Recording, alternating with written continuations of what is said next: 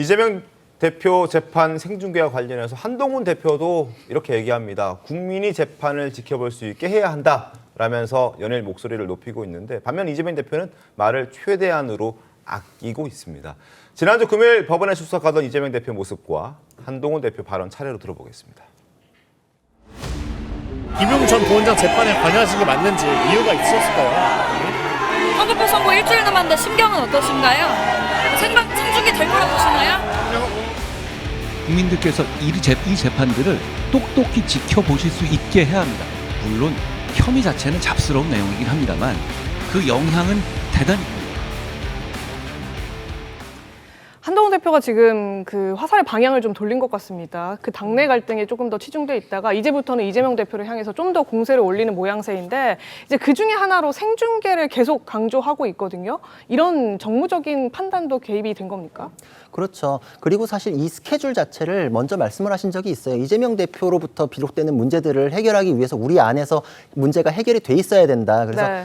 용산에 대해서 요청했던 것도 15일 이전에 우리끼리의 문제는 해결합시다 이렇게 했던 거잖아요. 네, 그래서 네. 이제 타임 테이블대로 이제 오고 있는 것이고 이건 이제 국민들을 위해서도 맞다. 왜냐면은 한동훈 대표께서 이제 민주당이 이제 폭주를 더 시작할 것이기 때문에 국민의힘이 더 준비가 되어 있어야 된다라는 차원에서 그때 문제 제기를 했던 것이잖아요.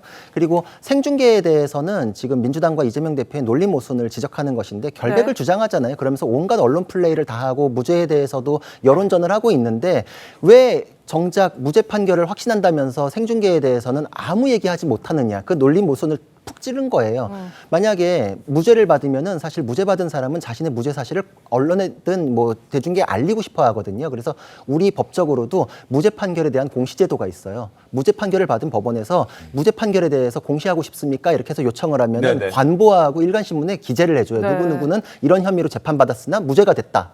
근데 지금 언론전에 여론전을 다 해놓고 어떤 부분에 대해서는 증거가 나왔는데도 그걸 부분 얘기하면서 검찰이 조작 수사했다, 증거가 짜집기 됐다라고 여론전을 하잖아요. 네. 그거에 대해서 국민들이 오해 없이 그대로 받아들이게끔 생중계합시다라는 건 지극히 타당한 것이죠. 전례도 있잖아요. 그리고 심지어 법조인이 저만 하더라도 속보로 뜬 기사를 통해서 접한 거랑 나중에 이제 판결문 원문을 통해 가지고 한 거랑 다르게 받아들여질 때가 있어요. 네. 누군가 한번 요약한 것이 또 특히나 이제 비법조인이 요약한 것에 대해서는 이제 어떤 간극이 발생할 수 있는데 여태까지 보면은 민주당이 유리한 부분을 굉장히 부각시키고 불리한 부분은 없애고 이런 식으로 해가지고 강약 조절을 해가면서 사실상의 판결문 왜곡도 했었거든요. 네. 판사님들 같은 경우에도 내가 판결한 거가 언론이나 특히 정치인들이 소비하는 방식이 판결문의 내용을 거의 바꾸다시피 하는 경우들이 있다라고 불만을 가지는 경우들도 있었기 때문에 정말 결백 주장하실 거고 그거를 나중에 유리한 부분 따섰을 게 아니라면 다 같이 유죄든 무죄든 공개합시다라는 것에 대해서 왜 묵묵부답하느냐. 정치적으로는 굉장히 유효한 공격이다 이렇게 생각하고 있습니다. 알겠습니다. 근데 지금 말씀하시면서 그 결과를 편집하는데 민주당만 그러는 것처럼 얘기하시는 거는 좀 아닌 것 같아요. 좀 일반화시켜서 말씀해 아니 주시는 양쪽 다 게 마찬가지죠. 나을 것 근데 같아요. 이건 맞습니다. 네네. 알겠습니다. 지금 이 시각 진종호 청년 최고위원이죠. 국민의힘 의원이 중앙지방법원 앞에 가서 1인 시위를 하고 있습니다. 이재명 대표 재판 생중계 신청하라라고 얘기를 하면서 아마 국민의힘에서 오늘부터 15일까지 1인 시위, 중앙지방법원 앞에서 생중계 촉구 1인 시위를 계속 릴레이로 이어갈 거라는 그런 움직임도 지금 나오고 있습니다. 어찌됐든 국민의힘에서는 이재명 대표가 그렇게 무죄가 확실하다면 이걸 생중계하지 않을 이유가 없다라고 주장하고 있는 반면에 지금 뭐 민주당에서는 여러분들 말씀해 주셨지만 인권과의 문제도 있기 때문에 그 자리에 서는 모습만 보여지더라도 죄인으로 낙인 찍힐 수 있기 때문에 그건 받아들일 수 없다라고 지금 팽팽하게 맞서고 있는데 아마 금년간, 조만간 재판부의 판단이 나올 거라고 예상이 됩니다. 한번 기다려 보도록 하겠습니다. 자, 그리고 지금 한동훈 대표와 이재명 대표의 질긴 인연 사실 법무부 장관 때로 올라가야 합니다. 당시 이재명 대표의 체포 동의안을 표결하기 위해서 국회에 와서 장관으로서 이러저러한 말들을 쏟아냈었는데 그때 목소리 한번 들어보겠습니다. 수사받던 피의자가 단식해서 자해한다고 해서 사법 시스템이 정지되는 선례가 만들어지면 안 된다고 생각합니다. 그러면 앞으로 작범들도 다 이렇게 하지 않겠습니까? 대장동 위례 그리고 오늘의 백현동 사업 비리까지 모두 이재명 의원이 약 8년간 성남시장 시절에 잇따라 발생한 대형 개발 비리 사건들입니다. 이러한 갖가지 사법 방해 행위들의 최대 수혜자는 이재명 의원이었습니다. 이재명 대표 본인은 오늘 혐의를 전면적으로 부인을 했는데요. 오늘만 부인하신 거 아니죠. 민주당이 오늘만 그러는 것도 아니죠. 이재명 대표와 민주당 측은 위중조사가 실패했다라는 주장을 합니다. 죄송한 말씀이지만 무식한 소리입니다. 위증의 수혜자는 이재명 대표뿐이었거든요.